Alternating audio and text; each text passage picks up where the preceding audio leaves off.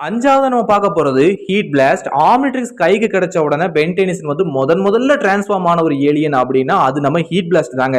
பார்க்கறதுக்கே செம்ம மாசா இருந்திருக்கும். அப்படிப்பட்ட இந்த ஏலியனும் ஒரு ஈயடிச்சாங்காப்பில உருவாக்கப்பட்ட ஒரு டிசைன் தான் அப்படிங்கிறது நம்மளால தெளிவாவே பார்க்க முடியுது. இதோட தோற்றத்தை பார்த்தீங்க அப்படின்னா இதோட தலையில வந்து நெருப்பு எரிஞ்சுக்கிட்டு இருக்கிற மாதிரியும் மண்டையோடு வெளியே தெரிகிற மாதிரியும் காட்டியிருப்பாங்க.